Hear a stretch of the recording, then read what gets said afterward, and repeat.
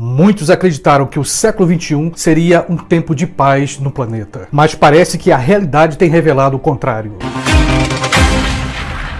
Os fatos demonstram que a Guerra Fria retornou. Uma Guerra Fria começa com esses pequenos e grandes movimentos. Movimento militar e político. Ideologias políticas ainda despertam desconfianças entre os países. Os Estados Unidos e seus aliados ainda não confiam inteiramente na antiga União Soviética. Dizer que os Estados Unidos não confiam na antiga União Soviética é pouco. É pouco para tentar explicar toda a rede de poder que envolve os políticos americanos. Temos guerras espalhadas pelo mundo, mas uma terceira guerra mundial pode acontecer. A gente pode não querer acreditar, mas estão ocorrendo movimentos militares perigosos. E quem são os principais envolvidos nesse processo? A Rússia e os Estados Unidos. Mas, como coloquei no último vídeo, existem outros atores nessa história, como é o caso da China e da Coreia do Norte. Mas eu queria me concentrar muito mais nessa difícil relação, a relação entre Estados Unidos e a Rússia. Nos últimos vídeos eu tenho destacado a expressão ideologia política, e sobre esse aspecto é bom lembrar bem rapidamente um fragmento histórico.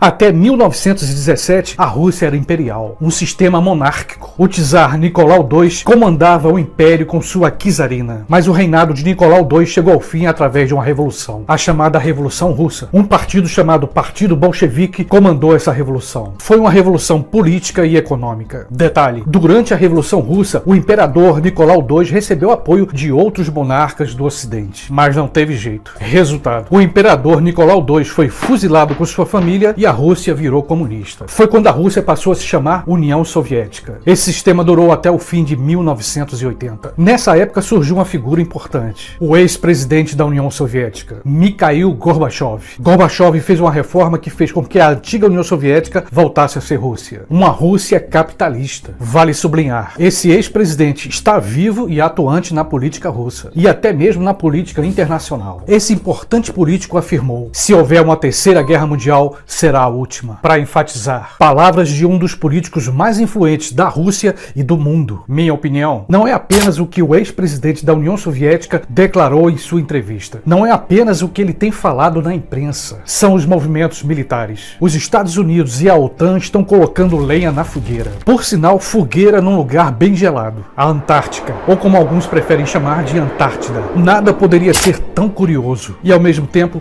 trágico. Trágico e perigoso. A Guerra Fria entre os Estados Unidos e a Rússia começa a marcar presença no lugar mais frio do mundo. Por que digo isso? O governo americano começou a intensificar a sua presença militar lá na Antártida. Em outras palavras, os Estados Unidos intensificou, aumentou a sua presença militar ainda mais naquela região fria. O governo russo não perdeu tempo. Também começou a intensificar sua presença militar naquela região. Todo mundo sabe que há muito tempo há um interesse científico por toda aquela área. Interesse científico e econômico. Pesquisas científicas e petróleo. Eis a palavra mágica: petróleo. Todos querem essa fonte de energia e são capazes de matar milhões por essa fonte. Eu afirmava justamente que estamos vivendo uma Guerra Fria. Exemplo, a presença da OTAN na Polônia, o movimento de tropas e o aumento de armas naquela região. Ou seja, a intensificação militar dos americanos nas fronteiras da Rússia estão aumentando a temperatura. A Guerra Fria esquenta. Os especialistas são diretos: será a última guerra. O arsenal nuclear distribuído entre as grandes potências pode destruir o planeta várias vezes. Você lembra da cidade de Hiroshima no ano de 1945? O Japão testemunhou o inferno nuclear no fim da Segunda Guerra Mundial. A primeira bomba atômica da história lançada pelos Estados Unidos. Uma bomba que matou cerca de 250 mil pessoas em segundos. E mesmo depois, milhares vieram a morrer por causa da radiação. Uma guerra nuclear pode ser o apocalipse, o fim da raça humana. Por outro lado, eu não duvido que os políticos poderosos e os bilionários já tenham seus esconderijos. Abrigos que já estariam prontos caso venha acontecer uma guerra nuclear. Mas as consequências de uma catástrofe dessa amplitude demoram anos. Mesmo o pós-apocalipse seria terrível. Um mundo sem energia elétrica, sem água e meios de comunicação, sem internet. Difícil